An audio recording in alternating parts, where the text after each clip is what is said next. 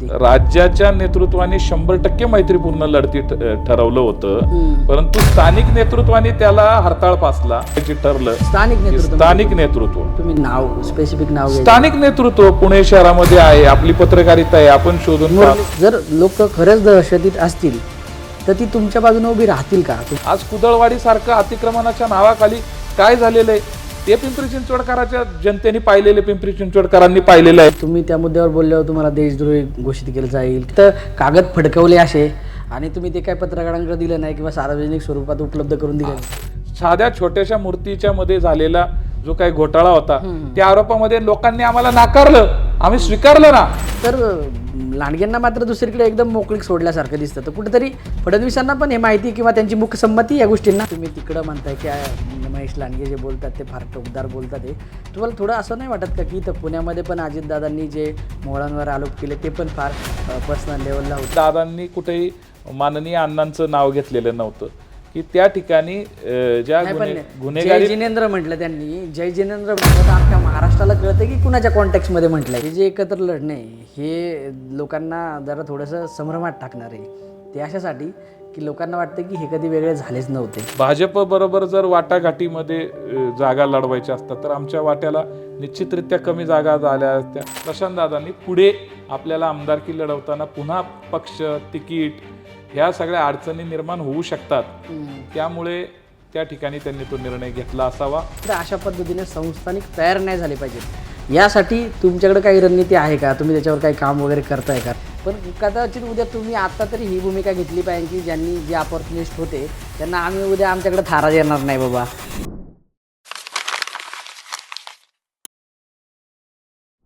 महाराष्ट्राच्या राजकारणात एकीकडं भाजप आणि राष्ट्रवादी काँग्रेस एकत्र सत्तेत आहेत, मात्र दुसरीकडे जर बघायला गेलं तर पिंपरी चिंचवड महानगरपालिका निवडणूक असेल किंवा पुणे महानगरपालिका निवडणूक असेल, इथे मात्र हे पक्ष, दोन्ही पक्ष ते एकमेकांच्या समोर उभे ठाकले आहेत. नुसते उभे ठाकलेले नाही आहेत तर आरोप प्रत्यारोपांच्या फैरी झडत आहेत. अजित पवारांनी फार मोठ्या प्रमाणामध्ये इथल्या स्थानिक नेत्यांवर टीका केली आहे आणि हे स्थानिक नेतेसुद्धा अजित पवारांवर टीका करतात. या सगळ्या पार्श्वभूमीवर आपल्याला या पक्षांची जी भूमिका आहे, अधिकृत भूमिका आहे, ते समजून घेणं गरजेचं आहे. याचसाठी आज आपल्यासोबत आहेत विकास अण्णा पासलकर, जे राष्ट्रवादी काँग्रेसचे अधिकृत प्रवक्ते आहेत. अण्णा, तुमचं खूप खूप स्वागत थोडक्यातमध्ये. नमस्कार.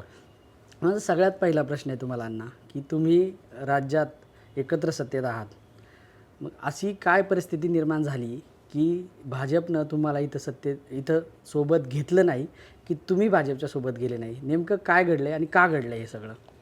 नाही, काय राज्यामध्ये आपण महायुतीमध्ये सत्तेमध्ये आहोत आणि या दोन महानगरपालिकांमध्ये विशेषतः पुणे आणि पिंपरी चिंचवड इथे भाजपची सत्ता 2017ला आलेली आहे आणि त्यामुळे प्रत्येक पक्षाला एक स्पेस आपली असती ती भरून काढणं किंवा पुन्हा सत्तेमध्ये राहणं हे भाजपच्या वरिष्ठ नेतृत्वाने ठरवलं असेल. आमच्याकडनं सुरुवातीच्या टप्प्यामध्ये आम्हालासुद्धा याची कल्पना होती की भारतीय जनता पार्टी पुणे आणि पिंपरी चिंचवडच्या स्थानिक सत्तेसाठी आपल्याबरोबर युती होणं थोडंसं कठीण आहे आणि तसंच घडलं. परंतु राज्याचं नेतृत्व देवेंद्र फडणवीस यांनी पुणे शहरामध्ये जे सांगताना असं सांगितलं होतं की या ठिकाणी आपण मैत्रीपूर्ण लढती या ठिकाणी सामोरं जाऊ. मग याप्रमाणे घडत असताना आजची परिस्थिती आपल्याला माहिती असेल की सध्याच्या परिस्थितीमध्ये पिंपरी चिंचवड आणि पुणे महानगरपालिकेमध्ये हा संघर्ष मोठ्या प्रमाणामध्ये आहे आणि या ठिकाणी लोकांकडे आम्ही राष्ट्रवादी काँग्रेस पक्ष म्हणून माननीय अजितदादा पवारांच्या नेतृत्वाखाली पुन्हा एकदा पिंपरी चिंचवडचं जे गतवैभव होतं ते गतवैभव प्राप्त व्हावं, लोकांची सेवा व्हावी आणि यासाठी आम्ही पिंपरी चिंचवडमध्ये जे अलीकडं 2017 पासून ते आत्तापर्यंतचं जे कारभारी होते त्या कारभाऱ्यांच्या माध्यमातून 2017ला ज्यावेळेस सत्तेमधून आम्ही गेलो त्यावेळेस 4000 कोटीपेक्षा सुद्धा जास्त ठेवी आणि त्या ठिकाणी आर्थिकदृष्ट्या आशिया खंडामध्ये एक नंबरची महानगरपालिका होती. आपण येऊया की मला आपल्याला हे सांगायचंय की या निर्णयाच्या पाठीमागे महानगरपालिकेमध्ये असणारे सत्तेचं राजकारण म्हणून या ठिकाणी देवेंद्र फडणवीस यांनी निर्णय घेतला. आम्ही तो निर्णय लोकशाही मार्गाने स्वीकारला आणि त्यांना त्यांचा पक्ष वाढवण्याचा जसा अधिकार आहे तसा आम्हाला सुद्धा अधिकार आहे आणि त्यामुळे या ठिकाणी आम्ही दोन्हीही पक्ष जरी सत्तेमध्ये राज्याच्या एकत्रित असलो तरी स्थानिक पातळीवरच्या निवडणुकीसाठी आम्ही एकमेकाच्या विरोधामध्ये या ठिकाणी उभे आहोत. पण याच्यामध्ये ज्या दिवशी पुण्यामध्ये घोषणा केली, आचारसंहिता लागली त्या दिवशी तुम्हाला त्या दिवशी कळालं का की भाजप तुमच्यासोबत लढत नाही? कारण अजितदादांचं पण वक्तव्य असं आहे की कदाचित आम्हाला आधीच कल्पना असती तर पिंपरी चिंचवडमध्ये आम्ही शिवसेनेसोबत गेलो असतं वगैरे, असं वक्तव्य अजितदादांनी अलीकडे केलं. नाही, काय होतं की शेवटी वरिष्ठ पातळीवरती काय चर्चा होतात, काय विशेष कसं असतं की शेवटच्या क्षणापर्यंत ह्या तडजोडी ह्या होत असतात आणि शेवटच्या क्षणापर्यंत वाट पाहायची असती. आणि त्यामुळं की आपण जर महायुतीमध्ये एकत्र आहोत तर स्थानिक स्वराज्य संस्थांमध्ये जर थोड्याफार काही वाट्याला किंवा ज्या काही जागा येतील तर त्या जागांवरती कशी ऍडजस्टमेंट होती किंवा सन्मानाने ती जर युती झाली तर त्याला सामोरं जायचं. पण तसं घडलं नाही आणि त्यामुळे राज्याच्या प्रमुख नेतृत्वाने मैत्रीपूर्ण लढतीचं त्या ठिकाणी ठरवलं, ते आम्ही स्वीकारलं. ते मैत्रीपूर्ण कुठं दिसते? तुम्ही मैत्री नाही 100% तो मैत्रीपूर्ण लढती ह्या ठरली मैत्रीपूर्ण होती. राज्याच्या नेतृत्वाने 100% मैत्रीपूर्ण लढती ठरवलं होतं, परंतु स्थानिक नेतृत्वाने त्याला हरताळ फासला. स्थानिक नेतृत्वाने मैत्रीपूर्ण लढती एकदा मैत्रीमध्ये लढत करायची ठरलं. स्थानिक नेतृत्व तुम्ही नाव स्पेसिफिक नाव स्थानिक नेतृत्व पुणे शहरामध्ये आहे, आपली पत्रकारिता आहे, आपण शोधून मुरलीधर मोहोळांनी पहिला आरोप केला म्हणून म्हणताय. मुरलीधर मोहोळ असतील, चंद्रकांत दादा पाटील असतील किंवा त्यांचे खासदार असतील, मंत्री राज्यमंत्री असतील, तिकडं महेश दादा लांडगे असतील, पिंपरी चिंचवडच्या स्थानिक नेतृत्व शंकर नाना जगताप असतील, हे सगळे जे स्थानिक नेतृत्व आहे ह्या स्थानिक नेतृत्वाने माननीय अजितदादांबरोबरच्या या विषयामध्ये की मैत्रीपूर्ण लढती होण्यासाठी अत्यंत सगळेच जण मैत्रीपूर्ण लढती करण्यासाठी उत्सुक होते. परंतु त्यांच्याकडनं एक डाव प्रतिडाव जे होत गेले त्याच्यातनं आज शेवटी असं आहे की आम्ही सुद्धा मतदार राजापर्यंत जात आहोत, आम्ही केलेलं काम सांगत आहोत आणि त्या पद्धतीने लोक आम्हाला स्वीकारतील. परंतु ही परिस्थिती बदलत गेलेली आहे. म्हणजे तुमचं म्हणणं आहे की अप्रत्यक्षरित्या भाजपने याला सुरुवात केली असं? हा 100%. ज्या वेळेस असं आहे की भारतीय जनता पार्टीच्या शीर्षस्थ नेतृत्वाने ठरवलेलं होतं की मैत्रीपूर्ण लढती लढायच्या, तर मैत्रीपूर्ण लढती लढत असताना तुमची माझी मैत्री असताना तुम्ही माझ्या पक्षातले काही नगरसेवक ओढून घेणं किंवा त्या ठिकाणी त्यांना प्रवेश देणं, यामध्ये मग मैत्रीपूर्ण लढती राहत नाहीत, ह्या सरळ लढती सुरू होतात. तुम्ही मैत्रीपूर्ण लढत म्हणताय, पण ही निवडणूक सुरू व्हायच्या अगोदरच त्याला भाजपनं हरताळ फासला होता. ज्या अर्थी जिथं तुमचे विनिंग कॅन्डिडेट होते ते सगळे त्यांनी भाजप प्रवेश करून घेतला. हो, बरोबर. खरा आक्षेप तर तुम्ही त्यावेळेसच घ्यायला पाहिजे होता भाजपकडे की ही कसली मैत्रीपूर्ण लढत. काय असतं की शेवटी नेतृत्व मोठ्या प्रमाणावरती विचार करतं, मोठा व्यापक विचार करतं की ठीक आहे 4-2 सदस्य हे स्वतःहूनच जर पलीकडे जाण्यासाठी इंटरेस्टेड असतील तर त्यांना ते थांबवणं किंवा त्या ठिकाणी त्यांची जाण्याची प्रबळ इच्छा असेल तर त्या ठिकाणी थांबवण्यात काही अर्थ नसतो. कारण शरीराने आपल्याकडे मनाने पलीकडे जर जाणारा जर असेल तर तो नंतरच्या कालखंडामध्ये आपल्याबरोबर राहूनच धोका देऊ शकतो. त्याच्यापेक्षा तो अगोदर गेलेला तरी तो स्वीकार कुठंतरी मनाची मानसिकता तयार होती. आणि त्यामुळं मैत्रीपूर्ण लढतीचा अर्थ हाच होतो किंवा मैत्रीमध्ये कुठेही तुमचे काही लोक फोडायचे नसतात, आपण ते पथ्य पाळायचं असतं, ते प्रत्येकाने पाळायला पाहिजे होतं. परंतु समोरनं ते तसं घडलं नाही आणि त्यामुळं निर्णायक स्वरूपामध्ये आम्हाला सामोरं जावं लागलं. पण सगळ्या ह्याच्यामध्ये पिंपरी चिंचवडमध्ये फारच परिस्थिती भीषण आहे. म्हणजे ही जी काही लढत आहे ती कदाचित विरोधक जे कट्टर विरोधक आहे ते सुद्धा एवढ्या पातळीवर जाऊन आरोप करणार नाही, एवढ्या पातळीवर जाऊन आता आरोप होताना दिसतात. नाही बरोबर आहे ना. आता असं आहे की शेवटी त्यांनी जे एकेकाळी दादांकडे येऊन ज्यांचं राजकीय करिअर दादांनी घडवलेलं आहे ते आज आरोप करताना त्यांनी मागे जाऊन बघितलं पाहिजे की पिंपरी चिंचवडचा विकास कुणी केलेला आहे. पिंपरी चिंचवड 2017 पर्यंत इतक्या मोठ्या प्रमाणामध्ये तिथला बदल, पूर्वीचं 20-25 वर्षापूर्वीचं किंवा 25 वर्षाच्या अगोदरचं पिंपरी चिंचवड तुम्ही पाहिलंय का नाही मला माहित नाही, परंतु इतर पिंपरी चिंचवड जे स्थानिक रहिवासी आहेत त्यांना पिंपरी चिंचवडचं स्वरूप माहिती होतं. 2017 पर्यंत अत्यंत आमूलाग्र बदल दादांनी केला की जो बदल एवढ्या मोठ्या प्रमाणामध्ये केला की या अगोदर आज जसं भारतीय जनता पार्टीच्या बरोबर आम्ही सत्तेमध्ये असून त्यामध्ये आमच्याबरोबर एकमेकांबरोबर लढती होत आहेत किंवा स्थानिक स्वराज्य संस्थांमध्ये आम्ही एकमेकांविरुद्ध लढत आहोत. त्याच पद्धतीने काँग्रेसबरोबर सत्तेमध्ये असताना आम्ही माननीय अजितदादा पवारसाहेब, माननीय मोठे पवारसाहेब, आम्ही त्यावेळेस अशाच मैत्रीपूर्ण लढती पिंपरी चिंचवडमध्ये आमच्या सुरू होत्या. त्यावेळेस राज्याचे मुख्यमंत्री विलासराव देशमुख साहेब होते. विलासराव देशमुख साहेब ज्या वेळेस पिंपरी चिंचवडमध्ये आले त्यावेळेस काँग्रेसी कार्यकर्त्यांना म्हटले की इथे अजित पवारांनी एवढं काम केलेलं आहे की त्यांना कशा पद्धतीने आपण या ठिकाणी जनतेसमोर जाऊन त्यांना नाकारा असं कसं म्हणायचं. त्याचबरोबर ज्यांच्या संदर्भामध्ये तुम्ही आत्ता बोलले त्या काल चिले म्हणून तिथं जे सामाजिक क्षेत्रामध्ये काम करणारे अनेक संस्थांमध्ये चांगलं काम आहे, पत्रकारितेमध्ये त्यांचं काम चांगले, त्यांच्याशी सुद्धा जेव्हा संवाद झाला त्यावेळेस ते म्हटले की संजय राऊत सुद्धा मागच्या काही कालखंडामध्ये पिंपरी चिंचवडमध्ये आले होते. ते सुद्धा म्हटले की अजित पवारांनी पिंपरी चिंचवडचा चेहरा मोहरा बदलवला. 2017 पर्यंत पिंपरी चिंचवड अत्यंत वैभवशाली असणारी महानगरपालिका होती. ह्या महानगरपालिकेमध्ये अत्यंत मोठ्या प्रमाणामध्ये ठेवी होत्या. आज त्या महानगरपालिका भ्रष्ट कारभारामुळं अत्यंत कंगाल झालेली आहे. आज त्या महानगरपालिकेला कर्ज घ्यावं लागलेले. आज त्या महानगरपालिकेचे स्टँडिंगचे चेअरमन त्यांच्यावरती गुन्हे दाखल झाले. त्यांनी जे काही या पिंपरी चिंचवड महानगरपालिकेची आजची अवस्था अत्यंत वाईट आहे. आणि एकूण मागच्या 9 वर्षाच्या कालखंडामध्ये जी डेव्हलपमेंट व्हायला हवी होती ती कुठल्याही प्रकारची डेव्हलपमेंट होताना आपल्याला दिसत नाही. जे फ्लायओव्हर माननीय अजितदादांनी तयार केलेले होते, ज्या ग्रीनरी प्लांटेशन किंवा हे सगळं माननीय अजितदादांच्या कालखंडामध्ये झालेलं होतं. शिवरेज असतील, त्याचे प्लांट असतील किंवा पिंपरी चिंचवडमधील अनेक लघु उद्योजक असतील किंवा त्यांच्यासाठी पायाभूत सुविधा असतील, रस्ते असतील, हे अत्यंत चांगली कामं माननीय अजितदादांच्या कालखंडामध्ये झाली. आज 2017 नंतर त्या ठिकाणी कुत्र्यांच्या नसबंदीमध्ये सुद्धा मोठ्या प्रमाणामध्ये भ्रष्टाचार झालेला आहे.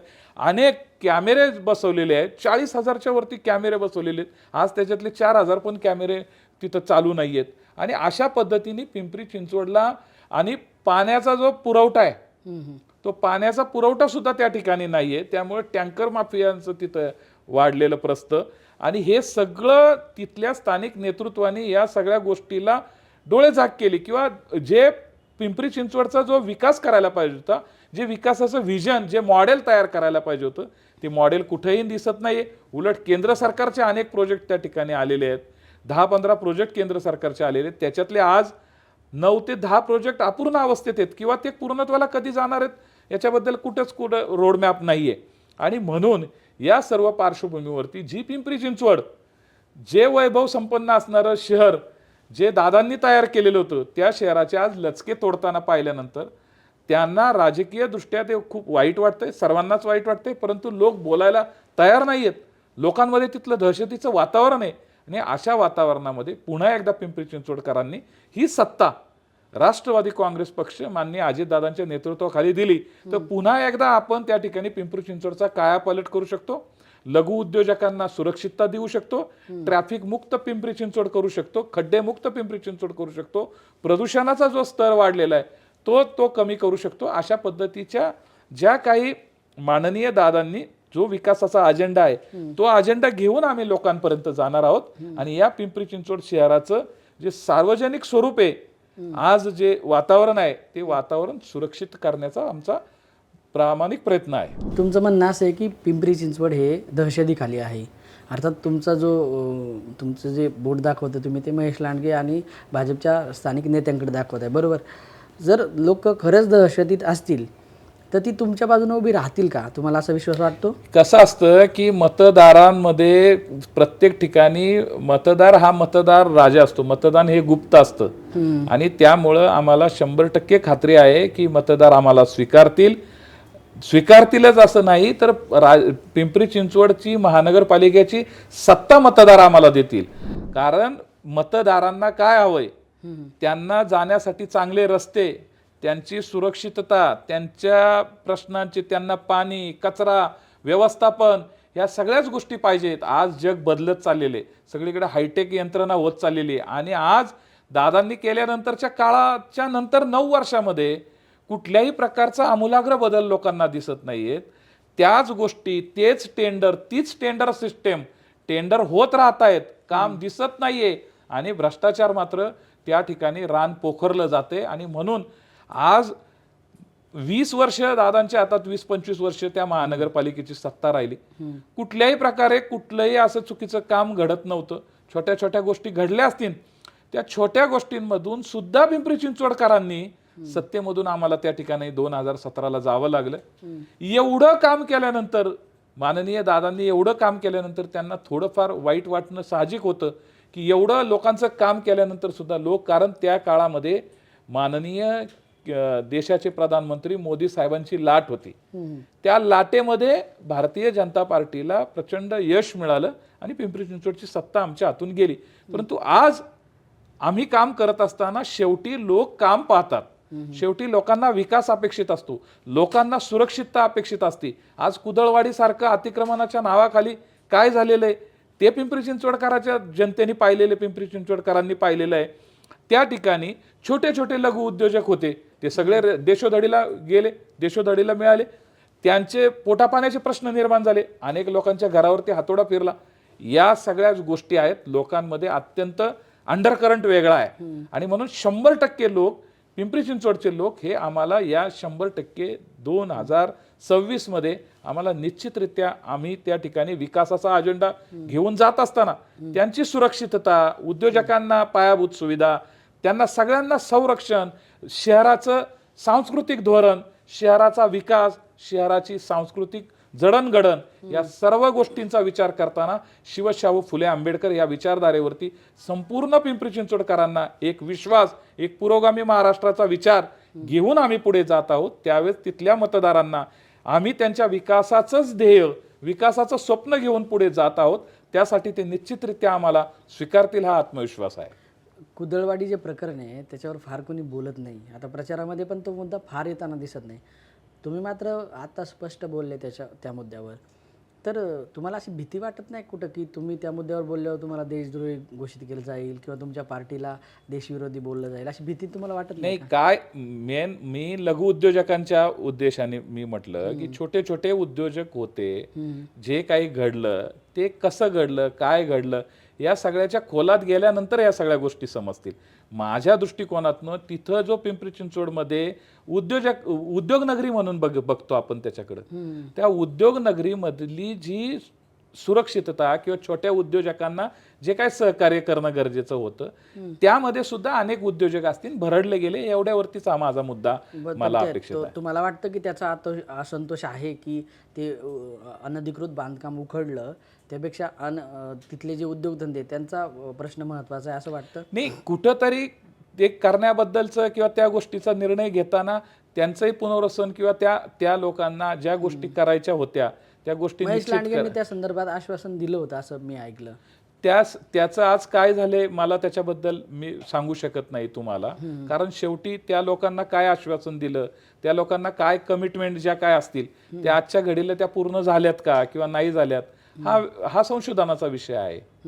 महेश लांडगेंचं असं पण म्हणणं आहे की तुम्ही त्यांच्यावर भ्रष्टाचाराचे आरोप करतायत, पण ते दुसरीकडून तुम्ही म्हणजे आता अजितदादांनी त्यांना भ्रष्टाचाराचा आका म्हटलं, पण ते म्हणतात की राज्यातला भ्रष्टाचाराचा मोठा आका म्हणजे अजित पवार आहेत.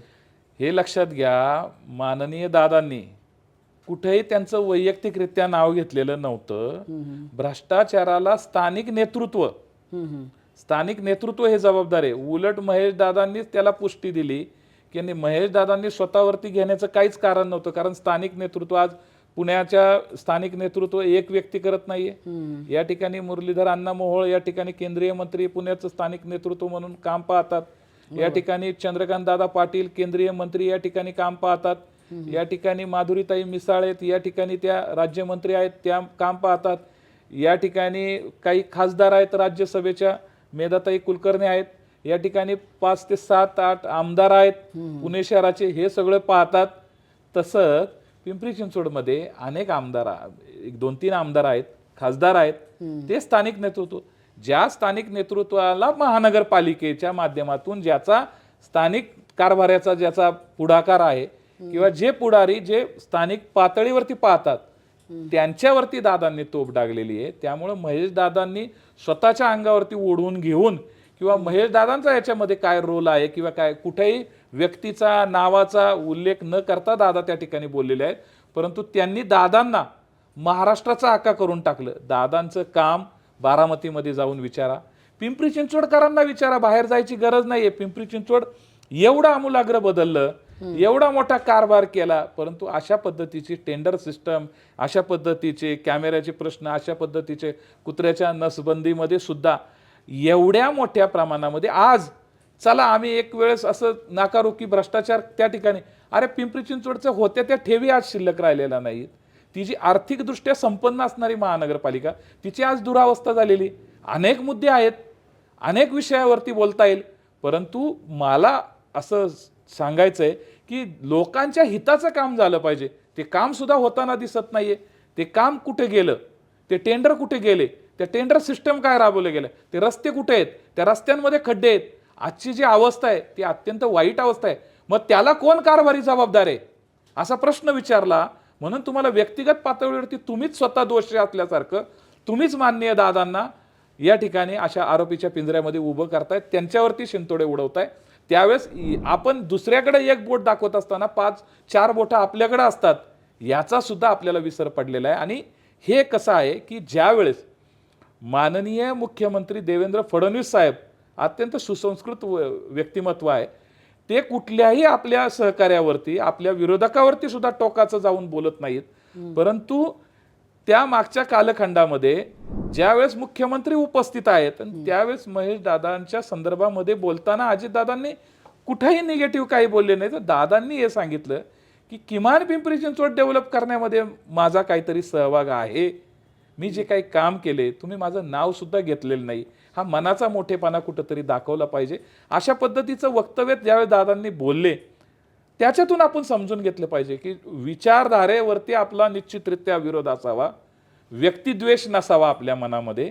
आपण केलेल्या कामावरती बोलावं, आपण झालेल्या चुकांवरती बोलावं, परंतु त्या एखाद्या नेतृत्वाचं ज्यांनी चांगलं काम केलं असेल त्याच्याबरोबर भरभरून स्तुती करावी त्याची, किंवा त्याच्या कामाचं त्याला त्याचं श्रेय द्यावं. हे एवढा मोठेपण आपल्यामध्ये नाहीये.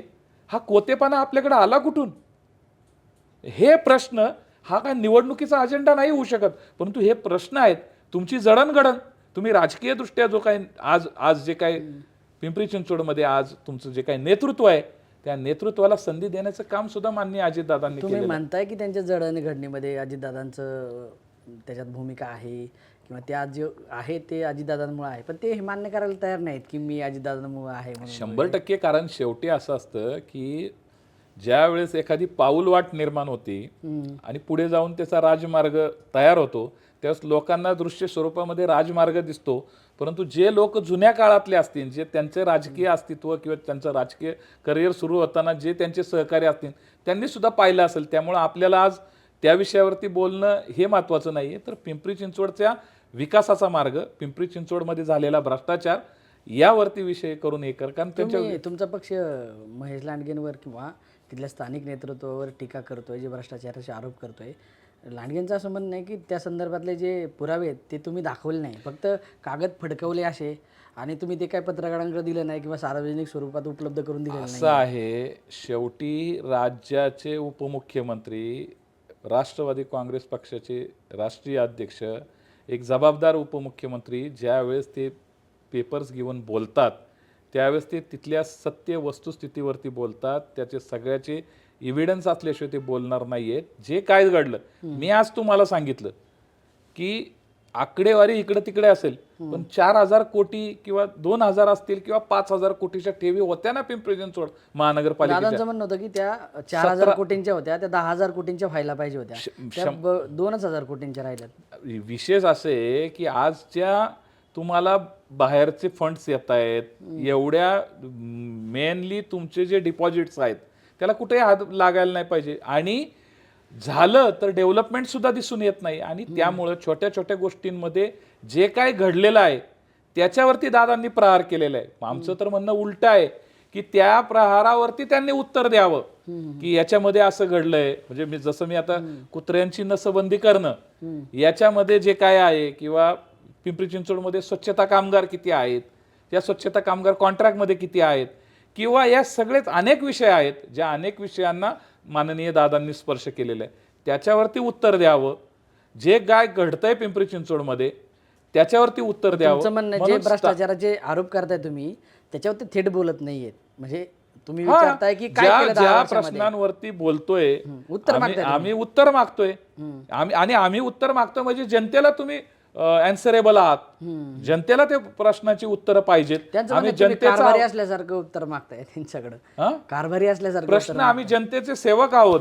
तुम्ही जनता, आम्ही जनतेच्या वतीने तुमच्याकडे प्रश्न मांडतोय आणि आम्ही त्या पिंपरी चिंचवड हा आमचा काळजाचा भाग आहे. आम्ही सुद्धा त्या ठिकाणी काम केलेलं होतं आणि म्हणून आम्हाला तुमच्याकडे जसं कारभारी म्हणून तुम्ही जसं आम्हाला 2017 मध्ये आम्हाला जसे प्रश्न विचारले किंवा आमच्यावरती जे काही आरोप केले तसे त्या आरोपामध्ये साध्या छोट्याशा मूर्तीच्या मध्ये झालेला जो काही घोटाळा होता त्या आरोपामध्ये लोकांनी आम्हाला नाकारलं, आम्ही स्वीकारलं ना. परंतु एका छोट्याशा प्रकरणामध्ये एवढ्या मोठ्या विकासाचं काम करत असताना जे घडलं ते स्वीकारलं. त्याच्यामध्ये थोडासा त्रास झाला की एवढी मोठी पिंपरी चिंचवडमध्ये एवढं काम केलं, महाराष्ट्रामध्येच नव्हे तर आपल्या भारत देशामध्ये 1 नंबरच्या आशिया खंडामध्ये पिंपरी चिंचवडची गणना होत होती. उद्योगनगरी एवढी डेव्हलप केली. हे दूरदृष्टीचं विकासाचं मॉडेल उभं करणारे माननीय अजितदादा पवार साहेब आहेत. आमचं म्हणणं असं आहे की स्थानिक कारभारी तुमचं दूरदृष्टी कमी पडली, तुम्ही विकासाचा अजेंडा घेऊन गेले नाही. ते कमी पडत असताना तुमच्याकडे जे काही छोटे लोक आहेत त्या लोकांनी पिंपरी चिंचवड एका विशिष्ट वर्तुळामध्येच टेंडर झाले. आज पिंपरी चिंचवडचे अधिकारी सोडून गेले. पिंपरी चिंचवडच्या स्थानिक या सगळ्या त्रासाला कंटाळून अनेक अधिकाऱ्यांनी व्हॉलेंटरी रिटायरमेंट घेतली. अनेक अधिकारी त्या ठिकाणावरून निघून गेले. त्याचं द्योतक काय आहे? आणि म्हणून हे प्रश्न आपल्याला अत्यंत महत्त्वाचे वाटतात. हे लोकांसमोर जायला पाहिजे, हे लोकांसमोर प्रश्न मांडले गेले पाहिजेत. आणि त्यामुळं एकट्या महेश दादावरती आरोप करणं नाही तर पिंपरी चिंचवडचे जे कोणी कारभारी असतील त्या कारभाऱ्यांनी जे कारभार करताना जी नियमितता पाळायला पाहिजे होती, जे काम त्यांनी करायला पाहिजे होतं, जो लोकांच्या सेवेसाठी जो दृष्टिकोन वापरायला पाहिजे होता तो दृष्टिकोन न वापरता आज जे पिंपरी चिंचवडचं 2017 ते 2026 या 9 वर्षामध्ये हे पिंपरी चिंचवड मागे गेलेले. उद्योजक कसे येणार तुमच्या शहरामध्ये उद्योग करण्यासाठी? उद्योगासाठी पोषक असं वातावरण लागतं, त्या सुविधा द्याव्या लागतात. आज तुम्ही तिथल्या नागरिकांना पाणी देऊ शकत नाही नळाने, तुमच्या टँकरचं रॅकेट वाढलेलं आहे. ह्या सगळ्या गोष्टी पाहताना जर अशा पद्धतीने आपण शहराची सुरक्षितता, लोकांचं भवितव्य हे जर सुरक्षित ठेवू शकत नसेल तर आपल्याला जनता प्रश्न विचारणार. तो जनतेचा आवाज आम्ही आमच्या माध्यमातून त्या ठिकाणी काढतोय. आता तुम्ही जे काही बोलताय, तुम्ही जे आरोप करताय भ्रष्टाचाराचे, त्याच्यावर बोलताना महेश लांडगे एक पातळी सोडून बोलताना दिसतात. ते अजितदादांनी पण त्यांच्यावर टीका केली. मात्र महेश लांडगे ज्या पद्धतीने टीका करताय ती खूप नेक्स्ट लेवलची आहे. तर मला या ठिकाणी तुम्हाला प्रश्न विचारायचा आहे की भाजपच्या त्यांच्या नेतृत्वाला, राज्याच्या नेतृत्वाला कुठंतरी मान्य आहे का हे? म्हणजे थांबवायचं असतं तर महेश लांडगेंना कदाचित कधीच थांबवता आलं असतं. पण तुम्ही एकीकडं मैत्रीपूर्ण लढती म्हणता, देवेंद्र फडणवीस पुण्यात येतात, पिंपरी चिंचवड पुण्यात येऊन या ठिकाणी फार काही तुमच्यावर किंवा अजितदादांवर टीका करताना दिसत नाहीत. तर लांडगेंना मात्र दुसरीकडे एकदम मोकळीक सोडल्यासारखं दिसतं. तर कुठेतरी फडणवीसांना पण हे माहिती किंवा त्यांची मुख्य संमती या गोष्टींना? हे लक्षात घ्या की देवेंद्र फडणवीस एक सुसंस्कृत नेतृत्व आहे. खरं तर महेश दादा लांडगे यांनी काल परवा ज्या पद्धतीने दादांवरती एकेरी भाषाचा उल्लेख केला अत्यंत वेदनादायक आहे, चुकीचा आहे. त्याचं कारण असं आहे की आज महेश दादांनी या पद्धतीचा वापर केला तर आम्ही सुद्धा त्या पद्धतीचा वापर करू शकतो. परंतु आम्ही लोकशाहीला मानणारे आहोत. पवार कुटुंब, माननीय अजितदादा पवार साहेब, माननीय शरद पवार साहेब यांचे आजपर्यंतचे संस्कार आहेत.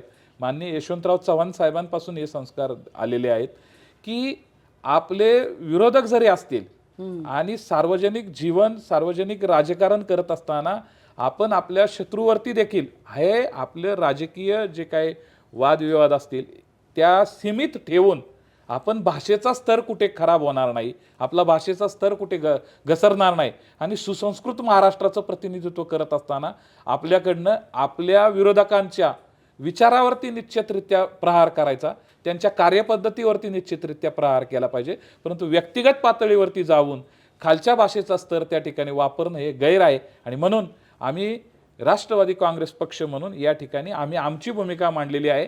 महेशदादांनी कशी भूमिका मांडावी, कसं राज्याच्या नेतृत्वावरती टीका करावी, हे माननीय देवेंद्र फडणवीस साहेबांना सुद्धा पटेल का?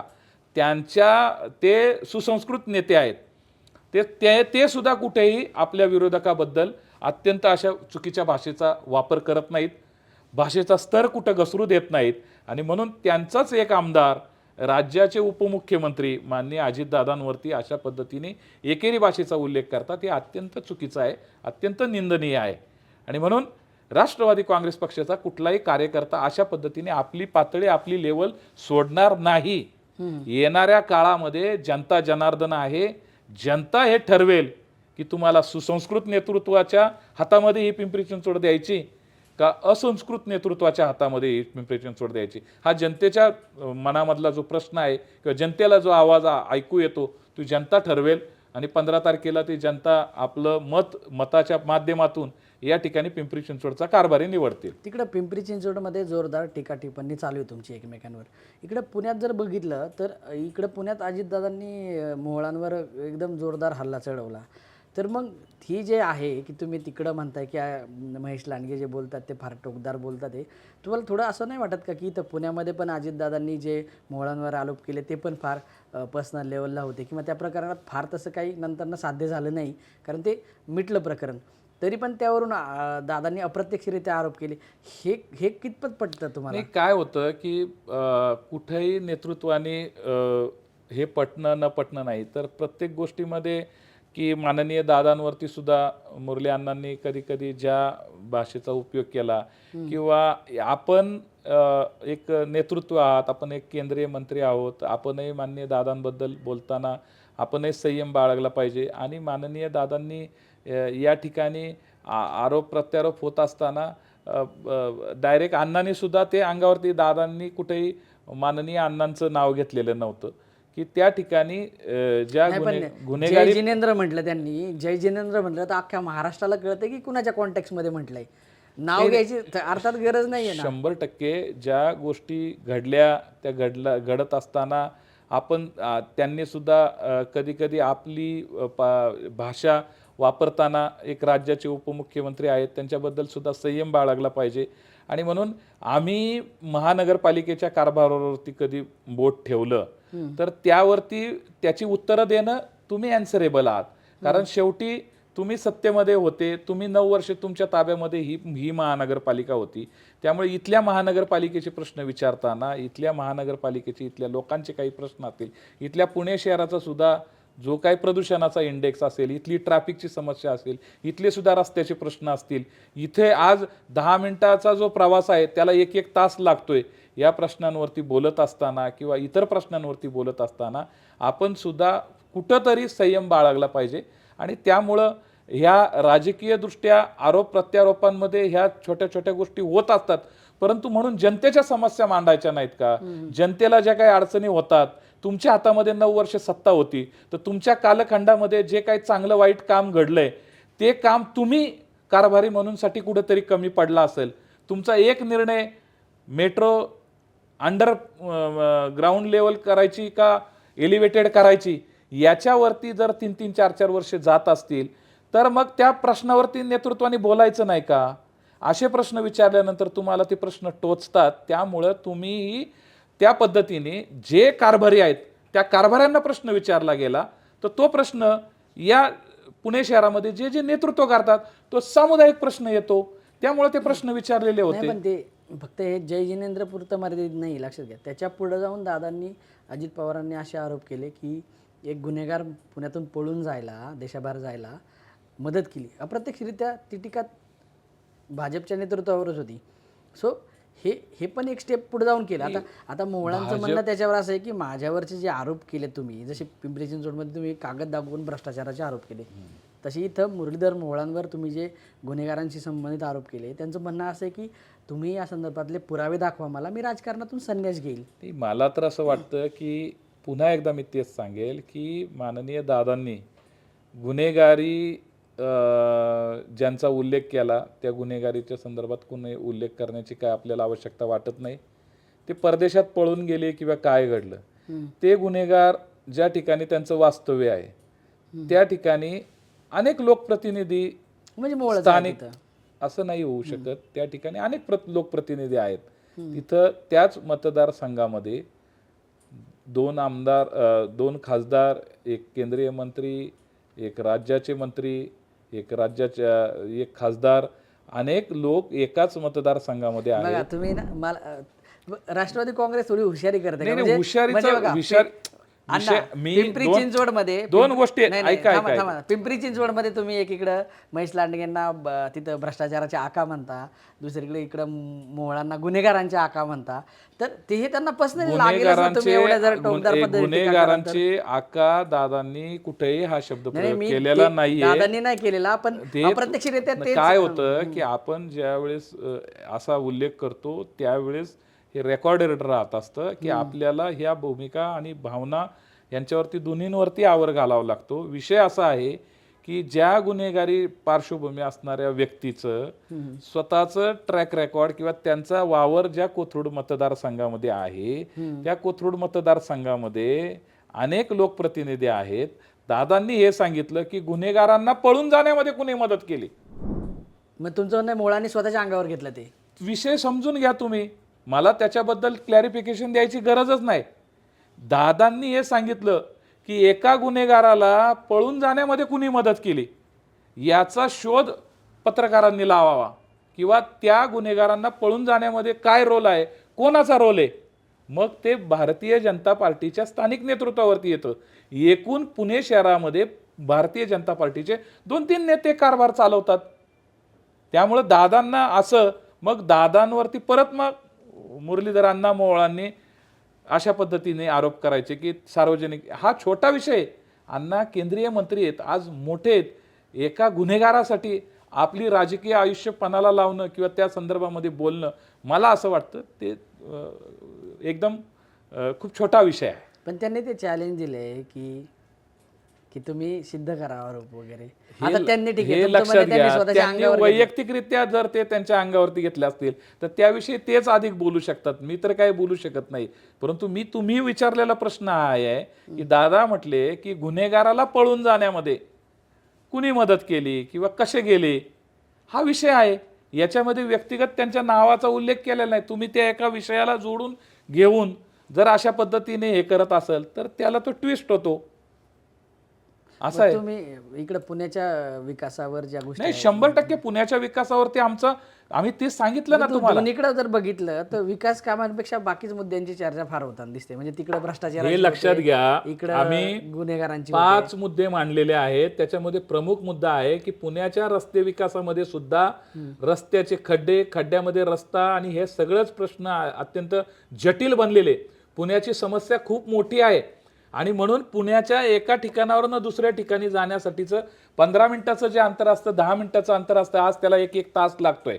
आणि म्हणून पुण्यामध्ये आज पेठांमधल्या रस्त्यांची काय अवस्था आहे, पेठांमध्ये आपल्याला रुंदीकरण करणं गरजेचं आहे. फडणवीस आले होते पुण्यामध्ये, ते बोलले की ह्या सगळ्या गोष्टींना तुम्ही जबाबदार आहात अप्रत्यक्षरित्या, कारण तुमची सत्ता असताना पुणे जे विस्तारतंय त्यासाठी PMRD असेल वगैरे ह्या सगळ्या गोष्टींची स्थापना सगळे रखडवली होती.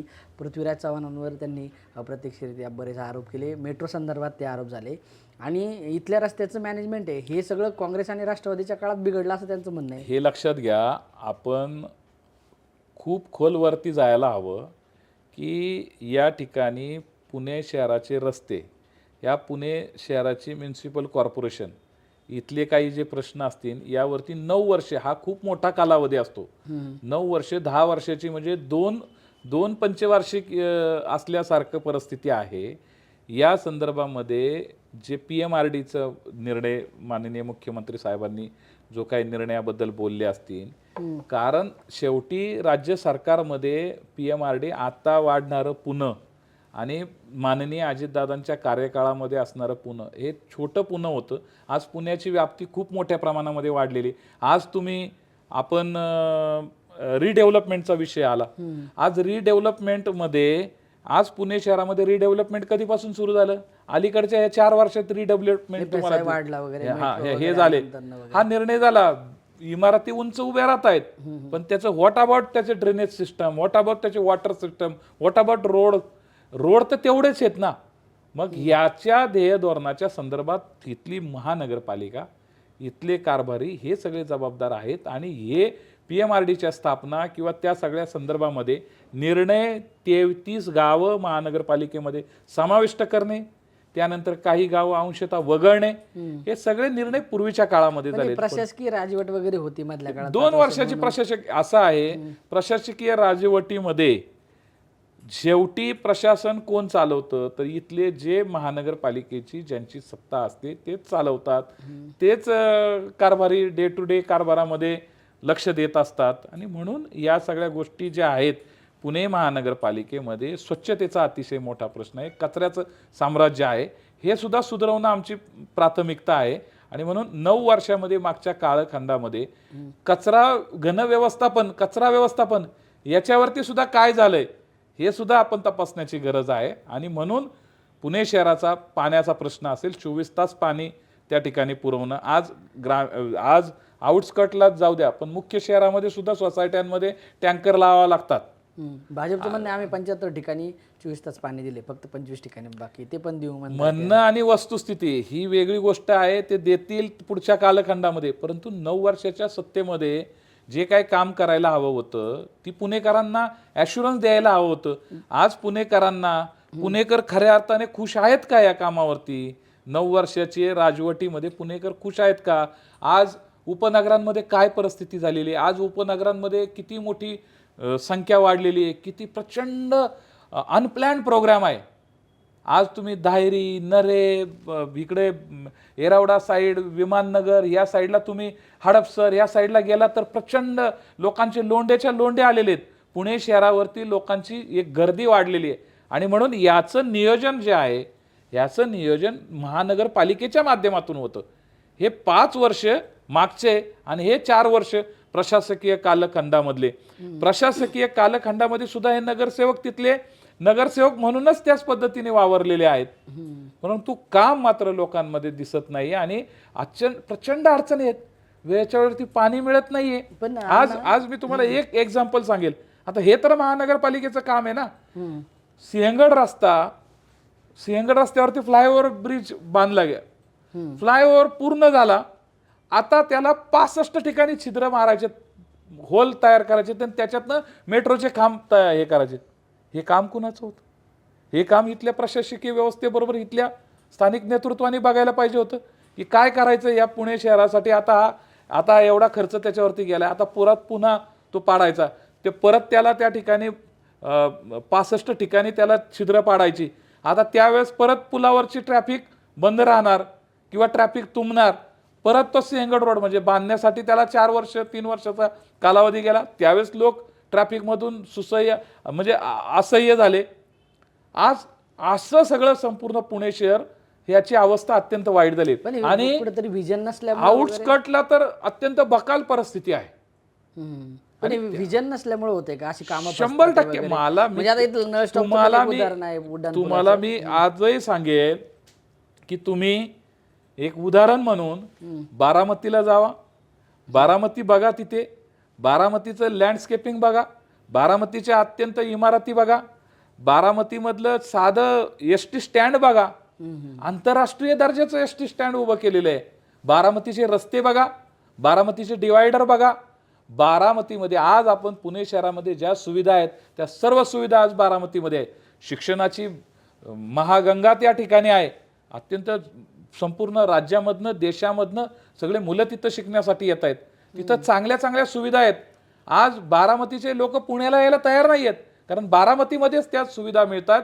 बारामतीमध्ये अत्यंत स्वच्छ वातावरण, अत्यंत चांगली हवा, अत्यंत 24 तास पाणी, या सगळ्या बारामतीच्या नदीला जे काम केलेले ते पहा. ह्या सगळ्या गोष्टी पाहत असताना आपल्या त्या नेतृत्वामध्ये माननीय दादांचं जे विजन आहे, दूरदृष्टी ठेवून कसा विकास करायचा, अशा पद्धतीचं आपण पुणे शहराला एक खऱ्या अर्थाने जर पुढचं शहर आपण ते जर विकसित करायचं असेल आपल्याला, तर अत्यंत चांगला दृष्टिकोन ठेवून पुढचं विजन एक 25 वर्षाचं 50 वर्षाचं व्हिजन ठेवून या शहराचा विकास करणं गरजेचं आहे आणि तर लोकांची ट्रॅफिकमधनं या सुटका होईल.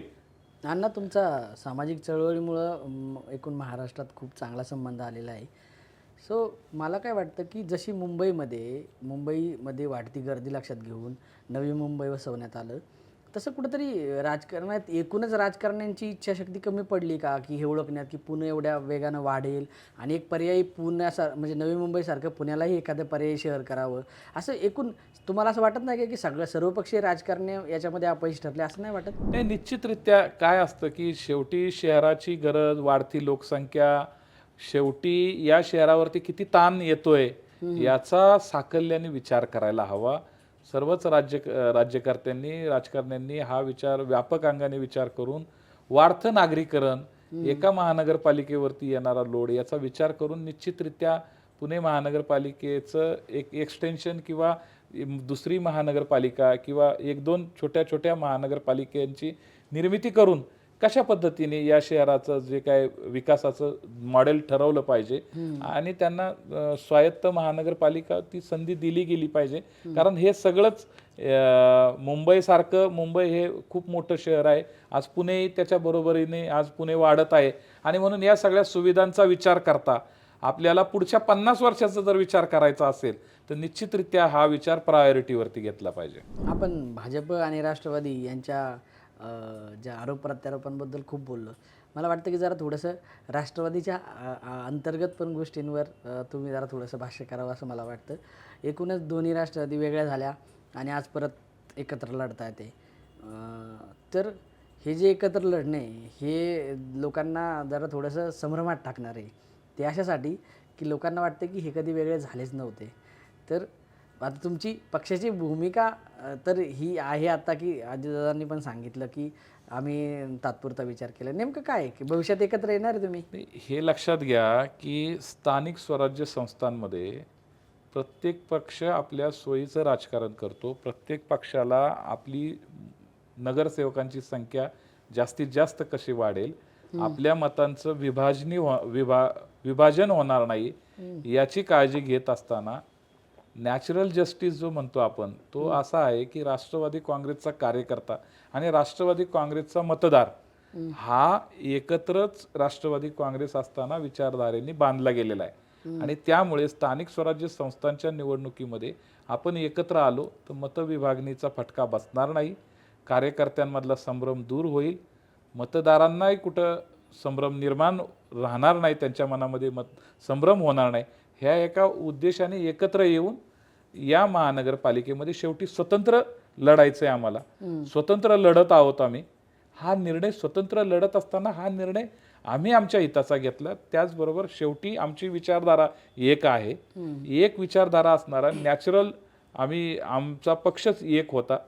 काही कारणास्तव ते दोन वेगवेगळे झाले, परंतु आम्ही एकत्र येऊन जर आम्ही मतदारांना सामोरं जात असू आणि त्याच्यातून आम्हाला निश्चितरित्या आमच्या मतदारांमध्ये कुठे संभ्रम होणार नाही, आमच्या कार्यकर्त्यांमध्ये कुठे संभ्रम होणार नाही, ही गोष्ट डोक्यात ठेवूनच आम्ही एकत्र आलो. पण भाजप नाही, तुम्हाला भाजपनी सोबत नाही घेतलं म्हणून तुम्ही सोबत आलात का? म्हणजे याच्यात कुठेतरी असं आहे की तुम्ही वेगळे लढले असते तर नंतर हे झालं, प्रॉब्लेम झाले असते, ह्या सगळ्या गोष्टी कुठेतरी लक्षात आल्या तुमच्या नेतृत्वाच्या? काय असतं, ज्या त्या वेळच्या परिस्थितीवरती सगळ्या गोष्टी अवलंबून असतात. आज भाजप बरोबर महायुतीमध्ये तर आम्ही आहोतच. भाजप बरोबर जर वाटाघाटीमध्ये जागा लढवायच्या असतात तर आमच्या वाट्याला निश्चितरित्या कमी जागा झाल्या असत्या. त्या सगळ्या स्वीकार्य करायचं किंवा आज महायुतीमध्ये लढण्याचं ज्यावेळेस ठरलं त्यावेळेस शेवटी आम्हाला आमचे नियोजन करणं हे क्रमप्राप्त होतं. त्यामुळं जसं एकनाथ शिंदे साहेबचं सुद्धा महायुतीबरोबर चाललेलं होतं, परंतु आज त्यांचं फिसकटलेलं आहे किंवा काय घडलेलं आहे ते आपल्या सर्वांना माहिती आहे. म्हणून आम्ही सावधगिरीचा उपाययोजना म्हणूनसाठी आम्ही आमच्या पक्षांबरोबर सुद्धा बोलणी करणं किंवा जे सहयोगी सदस्य जे येतील त्यांच्या बरोबरीने शेवटी आपल्याला विरोधामध्ये लढायचंय तर ह्या सगळ्या गोष्टी आपल्याला कराव्या लागतात. भाजपने ज्यावेळेस भाजपचं आणि तुमचं असं झालं की वेगवेगळं लढायचं आहे, त्यानंतर तुमच्याकडं शिंदेच्या शिवसेनेचा पण पर्याय होता सोबत घेण्याचा. सो मग त्या कुठल्या शिंदेच्या शिवसेनेचा सुद्धा पर्याय होता. शिंदेच्या शिवसेनेबरोबरची सुद्धा आमची बोलणी चालू होती किंवा त्या संदर्भामध्ये, परंतु त्यांचं शेवटपर्यंत भाजपबरोबरच डील होत राहिलं. किती जागा शिंदेच्या शिवसेनेकडनं, परंतु आता पिंपरी चिंचवडमध्ये तिथले खासदार श्रीरंगाप्पा बारणे यांनी सुद्धा आमच्याबरोबर काही 3-4 ठिकाणी आम्ही मैत्रीपूर्ण नाही एकत्र आहोत आम्ही. थोडीफार युती झाली तुमची थोडीफार युती झालेली शिवसेनेसोबत. कारण काय होतं की शेवटी मी पुन्हा एकदा म्हणलं किंवा स्थानिक पातळीवरती काय हे थोडे तुम्ही समदुःखी आहात का? भाजपनी तुम्हा दोघांनाही वेटिंगवर ठेवलं आणि नंतर सांगितलं नाही आम्हाला असं काही वाटत नाही. कारण हा निर्णय, कारण शेवटी असं होतं की भाजपची स्वतःची सत्ता या दोन्ही महानगरपालिकांमध्ये होती आणि आपले सगळे कार्यकर्ते, हे लक्षात घ्या, स्थानिक स्वराज्य संस्था ही कार्यकर्त्यांची निवडणूक असते आणि त्यामुळं आमच्या नेतृत्वाला पण सुद्धा हेच वाटत होतं की आपण भाजप बरोबर जात असताना भाजप आपल्याला किती जागा देतील किंवा काय होईल, आपली सन्मानजनक युती होईल का, त्यापेक्षा आपण आपल्या कार्यकर्त्यांचं बळ पण वाढवलं पाहिजे. कार्यकर्त्यांची निवडणूक आहे आणि त्या निवडणुकीला कार्यकर्त्यांना संधी दिली गेली पाहिजे. दोन्ही राष्ट्रवादी एकत्र येऊन लढवताय तुम्ही, पण काही ठिकाणी असं चित्र दिसतंय की तुम्ही म्हणजे तुम्ही काही तुमचे जे कार्यकर्ते आहेत, राष्ट्रवादीचे कार्यकर्ते, ते तुतारीच्या चिन्हावर लढतात आहे, तर काही तुतारीचे उमेदवार आहेत ते घड्याळाच्या चिन्हावर लढतात आहे. पण हे झालंय की जिथं 3 चिन्ह आहेत त्या ठिकाणी तुम्ही 4था उमेदवार तसा लढत आहे. पण याच्यात फायदा जो आहे तो अल्टिमेट जर सगळी आकडेवारी बघायची झाली तर तो घड्याळाचा होताना दिसतोय. नाही, असं असतं की स्थानिक ठिकाणी मतदारांमध्ये एका चिन्हासाठी एक चिन्ह वेगळं होऊन जर तिथं अडचणी निर्माण होणार असतील तर त्या ठिकाणी एक समजूतदारपणाचा त्या ठिकाणी घेतलेला निर्णय घेतलेला आहे. काही ठिकाणी संपूर्ण पॅनल टू पॅनल तुतारीला दिलेलं आहे, तर काही ठिकाणी संपूर्ण पॅनल हा घड्याळाला दिलेला आहे. अशी ही एक म्युच्युअल अंडरस्टँडिंगची ॲडजस्टमेंट आहे. ते दोन्ही गट एकत्र येताना थोडीफार कार्यकर्त्यांची नाराजी पाहायला मिळाली. तुमच्या बाजून नाही, मात्र शरदचंद्र पवार गटाच्या बाजूनं ती पाहायला मिळाली. तर फक्त एकटे प्रशांत जगतापच असे होते का की ज्यांना ही जी तुमची आघाडी आहे ती मान्य नव्हती, का आणखीन काही कार्यकर्त्यांची अशा पद्धतीने नाराजी आहे की बाबा एकत्र नको यायला म्हणून?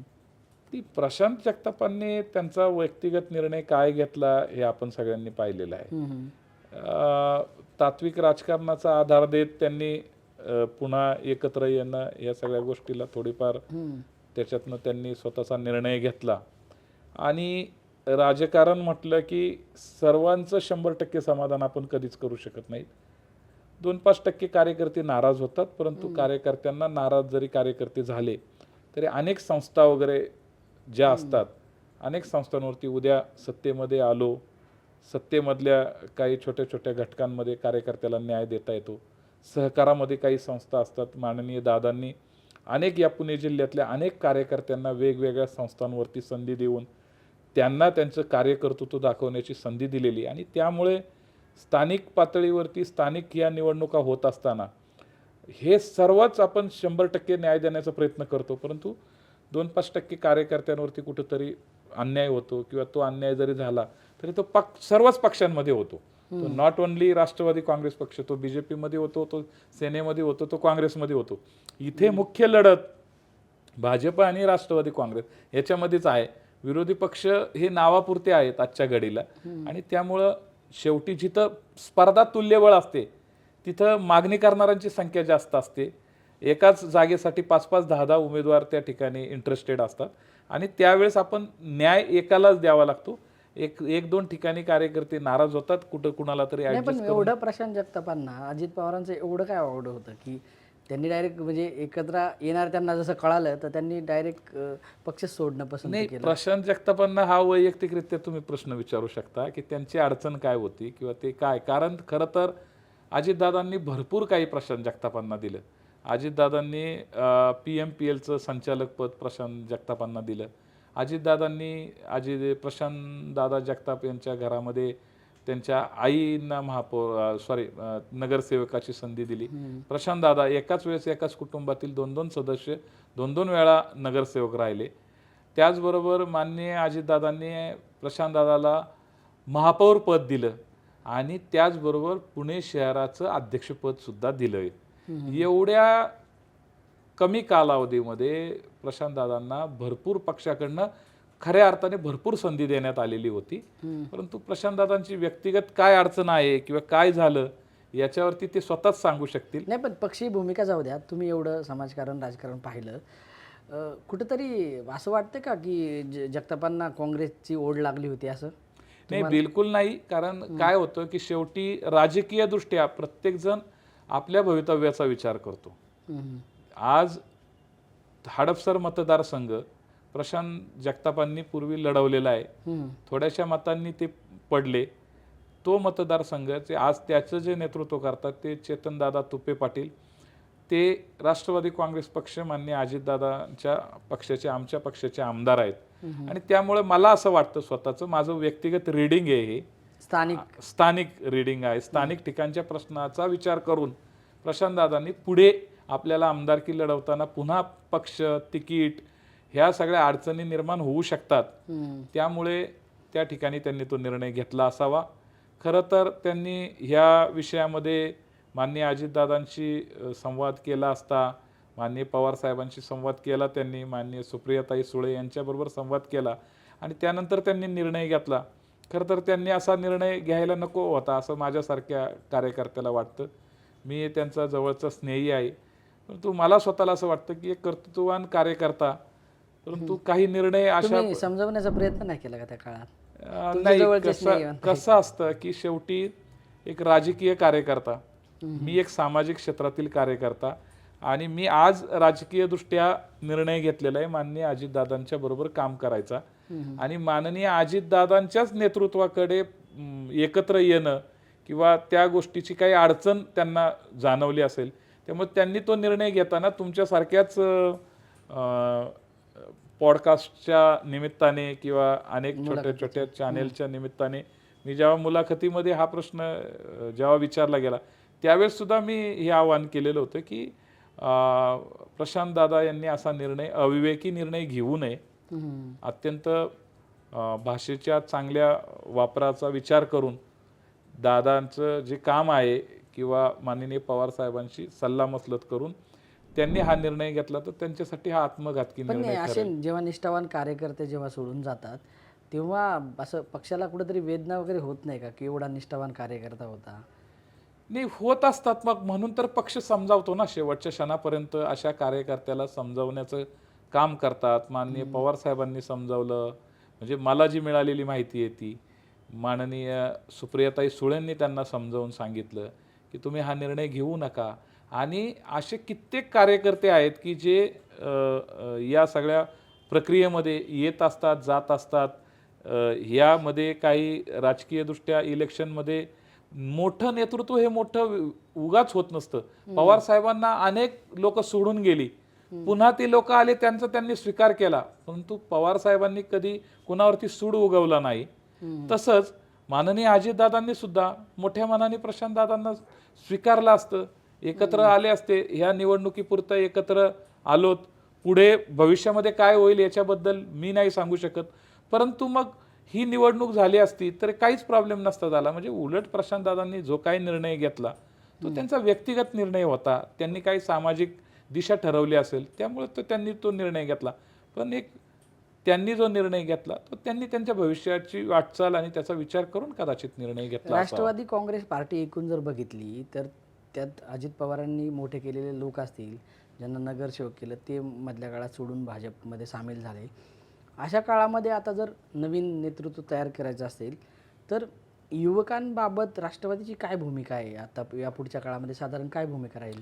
निश्चितरित्या युवकांसाठी, कारण युवा हा खूप मोठा कणा असतो आणि ज्या पक्षाकडे युवकांची संख्या जास्त असते तो पक्ष कायम नेहमी सत्तेचे समीकरण करतो आणि युवकांमध्ये क्रांती करण्याची बीज रोवलेली असतात. युवा जे वय असतं काहीतरी आमूलाग्र बदल करण्याचे हे असतात, त्याच्यामध्ये एक कॅपॅसिटी असते, एक दिशा असते. आणि म्हणून या महाराष्ट्रातील युवकांना जास्तीत जास्त संधी देऊन या युवकांच्या माध्यमातून महाराष्ट्राची कानाकोपऱ्यातील युवक मुख्य प्रवाहामध्ये आणणं, त्यांच्या माध्यमातून शिवशाहू फुले आंबेडकर ही विचारधारा जोपासणं, उद्योगाच्या, व्यवसायाच्या किंवा या सगळ्याच एकूण तरुणांना रोजगार निर्मितीकडे वळवणं आणि एकूण महाराष्ट्राची एक चांगली घडी निर्माण करत असताना पक्षाचा सुद्धा चांगला एक बॅकबोन तयार होईल, एक फ्रंट लीडरशिप तयार होईल, अशा पद्धतीचा विचार घेऊन पुढच्या काळामध्ये माननीय अजितदादांच्या नेतृत्वाखाली 100% काम केलं जाईल. राष्ट्रवादी काँग्रेस पक्ष म्हटला तर एकेकाळी संस्थानिकांचा पक्ष म्हणून म्हटलं जायचं. राष्ट्रवादीला पॉकेट्स होते वेगवेगळे. पश्चिम महाराष्ट्रात तर खूप पॉकेट्स आहेत असे की जिथं त्या त्या स्थानिक नेतृत्वावर पक्षाला अवलंबून राहावं लागत होतं. आता मधल्या काळामध्ये काय झालं, हे सगळे नेत्यांनी काय केलं, तुमच्या होडीतनं दुसऱ्या होड्यामध्ये उड्या मारल्या. आता बऱ्याच ठिकाणी हे संस्थानिक जे होते आपण ते भाजपमध्ये गेलेले आहेत. सो आता एक वेळ अशी आहे की तुम्हाला एक नवीन नेतृत्व त्या ठिकाणी तयार करावं लागणार आहे. तर कुठंतरी पुन्हा एकदा अशा पद्धतीने संस्थानिक तयार नाही झाले पाहिजे, यासाठी तुमच्याकडे काही रणनीती आहे का? तुम्ही त्याच्यावर काही काम वगैरे करताय का राष्ट्रवादी काँग्रेस पार्टी म्हणून? नाही, रणनीती तर असं असतं की शेवटी पक्षाची ध्येय धोरणं आणि पक्षाने माझ्यासारख्या कार्यकर्त्याला स्वतःला असं वाटतं की केडर वाढवले पाहिजे, विचाराचे कार्यकर्ते तयार केले पाहिजे. भाजप सारखं जरा थोडंसं भाजपासारखं विचाराचा कार्यकर्ता हा वैचारिकदृष्ट्या प्रगल्भ झाला की तो अशा कोलांटुड्या मारण्याच्या नाही, विचारामध्ये पण नसतो. भाजपकडे बघा, मी आता तुम्ही चळवळीतून आलेले, भाजपकडे रामभाऊ म्हाळगी प्रबोधिनी आहे बरोबर, ती त्यांना तिथं शिकवण देते सगळ्या गोष्टींची. म्हणजे माझ्या माहितीप्रमाणे देवेंद्र फडणवीस मुख्यमंत्री असताना सुद्धा तिथं ज्यावेळेस येतात त्यावेळेस मुक्कामी स्वतः तिथं राहतात कार्यकर्त्यांना मार्गदर्शन करताना. आपल्याकडे अशी कुठलीच सिस्टम नाही आहे. आपण फुले शाहू आंबेडकरांचं नाव घेता नंतरनं, पण मग ते जे विचार पसरवण्याची ज्यावेळेस वेळ येते त्यावेळेस राष्ट्रवादी काँग्रेस पार्टीसारखा पक्ष हा अशा सगळ्या गोष्टींमध्ये मागे राहिलेला दिसतो. नाही, वैचारिकदृष्ट्या महाराष्ट्राला समृद्ध करण्यासाठी माननीय अजितदादांनी आणि माननीय पवारसाहेबांनी गेल्या मागच्या 20-25 वर्षामध्ये खरोखर काम केलेले, साहित्यिकांना, संस्कृती क्षेत्रामध्ये काम करणाऱ्या, कल्चरल प्रोग्राम करणाऱ्या सर्वच म्हणजे महाराष्ट्राची जी काही संस्कृती आहे या छोट्या छोट्या घटकांना सुद्धा न्याय देण्याचा प्रयत्न केलेला आहे. त्यांच्या माध्यमातून वेगवेगळ्या संस्थांना सहकार्य करण्याचा प्रयत्न केलेला आहे. परंतु तुम्ही म्हणता तसं वैचारिकदृष्ट्या त्यांच्या त्यांच्या पातळीवरती त्यांनी काम केलेलं आहे. परंतु अजून डीपमध्ये जाऊन या महाराष्ट्रातील जो युवा वर्ग आहे, जो शेतकरी आहे, कामगार आहे, या सगळ्याच क्षेत्रातील युवकांना जोडणं आणि त्यांना आपल्या विचारधारेची बांधिलकी ठेवणं ह्याच्यासाठी तयार करणं. जसं रामभाऊ म्हाळगी संस्थेच्या माध्यमातून जे कार्यकर्ते BJPचे तयार होतात तशा पद्धतीची सूचना किंवा पुढील काळामध्ये तसं काम व्हावं ही माझ्यासारख्या कार्यकर्ता निश्चितरित्या प्रयत्न करेल. मी त्या ठिकाणी पक्षाच्या कोर मीटिंगमध्ये किंवा कोर बैठकीमध्ये आणि विशेषतः खरं तर हे काम आहे शेतीमध्ये आमूलाग्र काम आहे. AI तंत्रज्ञानाचा विचार काय होतं की शेवटी हा अजेंडा राबवत असताना प्रत्यक्ष महाराष्ट्रातील ही जी लीडरशिप आहे, माननीय पवारसाहेब असतील, माननीय अजितदादा, काम करणारे लोक आहेत. इथं माझ्या शेतकऱ्याची बाजू घेऊन त्याच्या शेताच्या बांधावरती कशा पद्धतीने त्याच्या शेताला पाणी मिळेल, कशा पद्धतीने सुविधा मिळतील, शेतकऱ्याचं भलं कसं होईल, माझ्या शेतामध्ये लावलेला ऊस हा 40 टनावरनं 80 टनावरती कसा जाईल, 120 टनावरती कसा जाईल. कारण संपूर्ण महाराष्ट्र हा ग्रामीण खेड्यामध्ये वसलेला आहे. बऱ्यापैकी 50-60% वरती त्याचं ग्रामीण खेड्यामध्ये त्याची व्याप्ती आहे.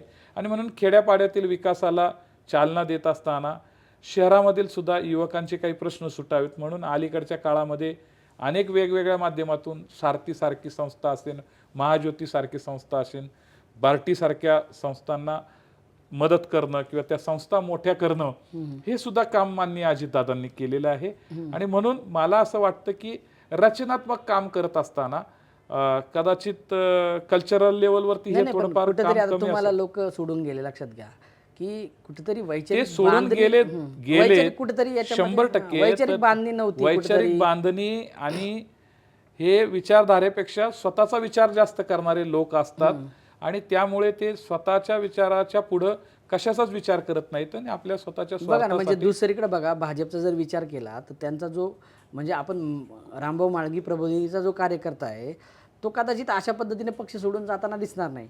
मात्र दुसरीकडे जर बघितलं तर जिथं आयराम गैरामची संख्या जास्त असते किंवा वैचारिक बांधणी नसते, अशा पक्षांमध्ये हे जे निष्ठावान राहणं आहे हे आता दुर्मिळ झालेलं आहे. अत्यंत सो त्यासाठी तरी एक गरज आहे की अशा वैचारिक बांधणीची गरज असते. काय झालंय, एकूणच राजकारणामध्ये हे सगळे निकष बदलत चाललेले आहेत. निष्ठा, तत्व ह्या सगळ्याच गोष्टी बदलत चाललेल्या आहेत. ह्या आता सगळ्याच पक्षांना अवघड होत चालेल. ठीक आहे की भारतीय जनता पार्टीकडे थोडंफार विचारचक्र म्हणा किंवा विचारधन किंवा कॅडरच्या माध्यमातून कार्यकर्ते तयार होतात, त्यामुळं त्यांच्याकडे फुटीचं प्रमाण कमी आहे. परंतु इतर पक्ष, आज शिवसेनेसारख्या पक्षाची आजची नाही, आता ते अवस्था, सत्ता आहे म्हणून पण आहे. सत्ता गेल्यावर या गोष्टी या अधिक सगळ्या स्पष्ट गोष्टी होतील. अशा होतात की आपण नितीन गडकरी साहेबांचं एका भाषणामधलं आपण ऐकलं असेल की जिकडं सत्ता येते तिकडं कार्यकर्ते कसे जातात आणि ना इधर का ना उधर का, only opportunist, not neither leftist not पण आता जरा काँग्रेस राष्ट्रवादीतले हे ऑपॉर्च्युनिस्ट आहेत कळलेत. कदाचित भाजपला पण ते कळले असतील. तर अशा लोकांना ह्या सगळ्या प्रभावाच्या बाहेर ठेवण्यासाठी कदाचित आता भाजप सत्ता आहे तोपर्यंत कदाचित हे करणार नाही, पण सत्ता गेल्यावर भाजप हे करेल. पण कदाचित उद्या तुम्ही आता तरी ही भूमिका घेतली पाहिजे की जे ऑपॉर्च्युनिस्ट होते त्यांना आम्ही उद्या आमच्याकडे थारा येणार नाही बाबा. नाही, काय असतं की हेच नाही तर काय होतं, सत्तेच्या गणितामध्ये ना ह्या गोष्टी नंतर दुर्लक्षित केल्या जातात. राजकारणामधलं हा एक काही न सुटलेला प्रश्न आहे खरं तर. कारण काय होतं की त्या वेळच्या परिस्थितीवरती काय निर्णय घेतात आणि हे राजकारणाचं बेरजेचे गणित असतात आणि त्यामुळं खरं तर याच्यामुळे हे असले कार्यकर्ते सोकावतात ना. असले कार्यकर्ते सगळ्या पक्षांनी अशी भूमिका घेणं गरजेचं आहे. पक्षाची शिस्त मोडते. मुळामध्ये खरं तर हा नुसता पक्षीय विषय नाहीये, हा सामाजिक विषय सुद्धा होऊन बसलेला आहे. सामाजिक विषय पण आहे. आणि त्यामुळं खरं तर जे पक्ष आणि घटनात्मक, जसं आपल्या देशाला संविधान दिलेलं आहे, डॉक्टर बाबासाहेब आंबेडकरांनी संविधान दिलेले, की संविधानाच्या संरचनेतच तुम्हाला काम करावं लागतं. परंतु आजकाल पक्षांचं जे काय 1/3 होतं, पक्षांतरबंदी कायदा किंवा काय, हे सगळं धाब्यावरती बसवण्याचं काम चालू आहे. हे आत्ताचे कालखंडामधले निकषच सगळे बदलून गेलेले आहेत. लोकांना कायद्याची कशाची म्हणून काय बूज राहिलेली नाहीये. आणि न्यायालयावरती सुद्धा लोकांना असं वाटतं की आपण काही जरी निर्णय घेतला तरी न्याय प्रविष्ट होतो, तो अनेक वर्ष प्रलंबित राहतो आणि त्याच्यामधून आपली सुटका होती. ह्या सगळ्या गोष्टी खूप अवघड आहेत आणि म्हणून कायद्यामध्येच खऱ्या अर्थाने बदल काही गोष्टींचा करावा लागेल आणि प्रबोधन सुद्धा करावं लागेल. मला आणखीन याच्या जोडीने आणखीन एक महत्त्वाचा मुद्दा उपस्थित करायचा आहे. तुम्ही चळवळीत राहिलेले आहात म्हणून मी तुमच्याशी या मुद्द्यावर बोलतोय की राजकारण असेल किंवा सरकार असेल, यामध्ये कुठंतरी विचारवंत लेखक किंवा जी साहित्यिक असतील, ह्या लोकांची कुठंतरी आता, म्हणजे पूर्वी बघा पवारसाहेबांचं उदाहरण घ्या की त्यांनी खूप अशा वेगवेगळ्या घटकांना कुठेतरी न्याय दिला किंवा एकूण ह्या लोकांची गरज असते, लक्षात घ्या. तर ह्या लोकांना कुठेतरी राजकीय व्यवस्थेमध्ये संधी दिल्या, त्यांच्या थ्रू चांगल्या पॉलिसीज सरकारने राबवल्या वगैरे. ही गोष्ट आता कमी झाली. म्हणजे ह्या लोकांसाठीचा जो कोटा आहे तो कुठून तरी राजकारणीच एक प्रकारे कब्जा करतात आहे. तरी तुम्हाला असं वाटतं का की परत कुठंतरी या सगळ्या मुद्द्यावर विचार व्हायला हवा, या सगळ्या समाज घटकांना परत एकदा सरकारमध्ये स्थान मिळायला हवं आणि यासाठी तुम्ही किंवा राष्ट्रवादी काँग्रेस पार्टीच्या थ्रू तुम्ही काही प्रयत्न कराल वगैरे?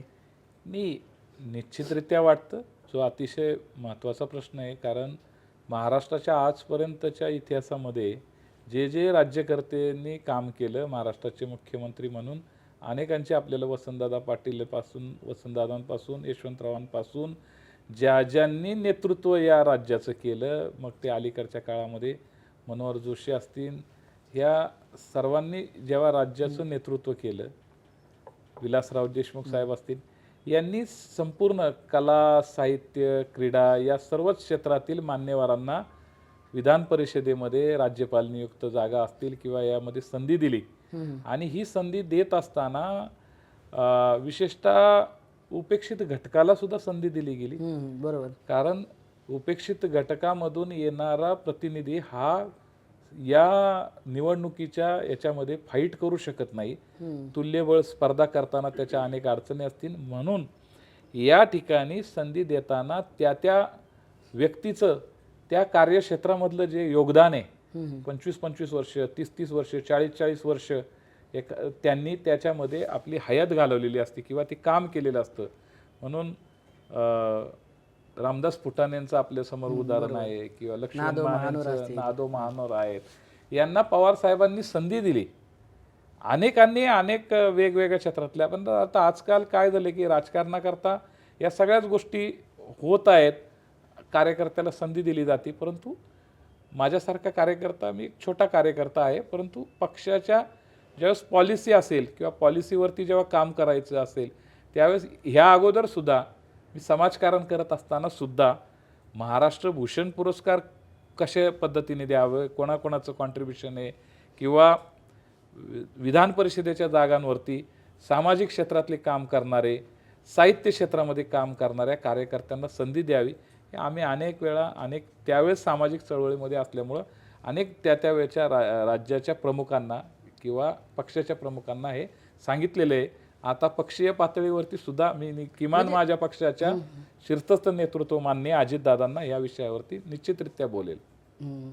तर एकूणच आता आपण परत एकदा महानगरपालिकांच्या निवडणुकावर येऊयात की आता तुम्हाला विश्वास आहे की पुण्यात आणि पिंपरी चिंचवडमध्ये तुम्हाला नागरिक सकारात्मक प्रतिसाद देतील म्हणून? 100% विश्वास आहे मला. जो लोकांमध्ये जो अंडरकरंट आहे त्याचा सगळा कानोसा घेतल्यानंतर आपल्याला लक्षात येईल की माननीय दादांचं नेतृत्व, माननीय दादांच्या कामाची पद्धती आज महाराष्ट्र काय देशभरामध्ये मी अत्यंत जबाबदारीने सांगतो, इतका सेवेसी ठाई तत्पर एवढं काम करणारं व्यक्तिमत्व आजच्या घडीला नाही आहे. कारण सकाळी 6ला एकाही दिवसाचा खंड न पडता सकाळी 6ला माननीय दादा तयार असतात. लोकांचे प्रश्न, महाराष्ट्रातनं येणाऱ्या प्रत्येक कार्यकर्त्याचे प्रश्न, आज मंत्रालयामध्ये जर गेला तर सर्वात जास्त गर्दी माननीय दादांच्या केबिनला असते. आणि हा माणूस कामाला वाहून घेतलेला आहे. दिवस रात्र, रात्रंदिना युद्धाचा प्रसंग जसं तुकाराम महाराजांच्या अभंगामध्ये आहे तसं रात्रंदिन ह्या माणसाच्या व्यक्तिमत्वामध्ये एक राजकारणी कमी परंतु प्रशासकीय एक चांगलं विजन, एक चांगलं काम करायचं, लोकांचं काय प्रश्न कसे सोडवता येतील, त्यांच्याकडे एक कागद आला त्या कागदाला न्याय कसा देता येईल, अशा पद्धतीचं काम करणारं नेतृत्व आहे. आणि त्यामुळं एकूण महाराष्ट्राच्या राजकारणामध्ये सत्तेमध्ये असणारे सगळे आमदार असतील, विरोधकांमधले पण आमदार असतील, पण माननीय दादांच्या कामावरती त्यांना 100% विश्वास आहे की कामाचा माणूस आहे. आणि ते स्वतः आता अलीकडं सांगतात की नेहमीच सांगतात की मी कामाचा माणूस आहे, म्हणजे मी काम करून दाखवणार आहे. मला असं वाटतं लोकांना चक्रा मारायला लावणारे नेते असतात, एका वेळेला एका चक्रेमध्ये त्याचं काम करत नाहीत, पुन्हा पुन्हा चक्कर मारायला लावतात, आपलं स्वतःचं महत्त्व वाढवून घेतात. परंतु माननीय अजितदादा विरोधक जरी असेल आणि ते त्यांचा प्रश्न घेऊन आलेले तरी त्या प्रश्नाला तडीच, आणि होणारं काम असेल तर तोंडावरती हा म्हणतात होईल, नाही होणारं काम असेल तर नाही होईल म्हणून नाही होणार म्हणून सांगतात. त्याचं कारण असं आहे की ते त्यांनीच एकदा एक्सप्लेनेशन करून सांगितलं होतं की त्याचं काम होणार नाही आपल्याकडनं, मग त्याला केवळ फक्त हेलपाटे मारायला लावायचे का, म्हणून त्याचे हेलपाटे वाचावेत म्हणून साठी स्पष्ट सांगितलेलं कधी पण चालतं. आणि म्हणून त्यांची जी प्रतिमा आहे, स्पष्ट बोलणं, स्पष्ट कामाचा उरक आहे कामाचा. 5,000 लोक दिवसभरात भेटू द्या, ते प्रत्येकाला 1 to 1 भेटत त्याचे प्रश्न समजून घेत अत्यंत ग्रास्पिंग कॅपॅसिटी असणारं एक लीडरशिप, कामाची लीडरशिप असणारं, खूप ॲक्च्युली कलेक्टर ह्या वेगवेगळ्या एकदम प्रशासकीय पातळीवरती प्रचंड अनुभव असणारा, अनुभव संपन्न असणारं व्यक्तिमत्व, कोणाकडनं कुठलं काम होईल, अत्यंत कामाची तळमळ असणारा नेता आहे. आणि म्हणून आज पुणे आणि पिंपरी चिंचवडमध्ये जेव्हा जनसंवाद दौरा आहे, आज जेव्हा ते फिरतायत तेव्हा प्रचंड लोकांचा रिस्पॉन्स पाहिल्यानंतर आम्हाला 100% वाटतं की लोकांपर्यंत, लोकांच्या प्रश्नांसाठी, आम्ही त्यांचे प्रश्न सोडवण्यासाठी त्यांच्याकडं मतदानाच्या रूपाने त्यांना आम्ही विनंती करतोय की आम्ही तुमचे प्रश्न सोडू, आम्ही तुम्हाला ह्या सेवा देऊ, निश्चितरित्या या तुम्हाला सगळ्या चांगल्या सुविधा देण्याचं काम आम्ही करू. त्यामुळे आणि कामाचा वादा असल्यामुळे, ते कामाचे प्रश्न सोडवत असल्यामुळे लोक आम्हाला निश्चितरित्या स्वीकारतील, लोक आम्हाला या दोन्ही महानगरपालिकांमध्ये घवघवीत यश देतील, हा मला आत्मविश्वास आहे. बघा 16 तारीख फार लांब नाही आहे. 16 तारखेला कळेलच की पुणे आणि पिंपरी चिंचवडमध्ये काय घडतं. तर हे होते विकास अण्णा पासलकर. राष्ट्रवादी काँग्रेस पार्टीची भूमिका त्यांनी आपल्यासोबत या ठिकाणी डिस्कस केली. अण्णा, तुम्ही आलात, आमच्याशी बोललात, त्याबद्दल आपले खूप खूप आभार.